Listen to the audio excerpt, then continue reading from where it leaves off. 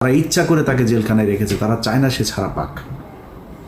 5 তারিখের পর থেকে এখনো পর্যন্ত জামাত ইসলামের অনেক নেতার বাড়িতে আওয়ামী লীগের লোকজনকে লুকিয়ে রাখা হয়েছে। শিবিরের ছেলে পেলে যায় কিছু কিছু জায়গা থেকে তুলে জোর করে তারপর জামাতের সাথে যুদ্ধ করে তাদেরকে বের করেছে।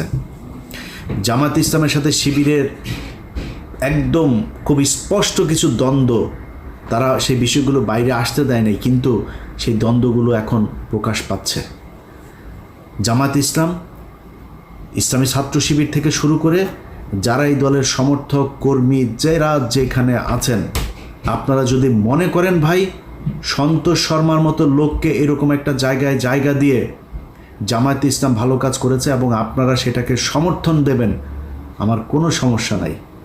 কিন্তু আজকের পর থেকে জামায়াতে ইসলামকে কোনো জায়গায় কোনোভাবে ছাড় দিয়ে ইলিয়াস হোসাইন কথা বলবে না।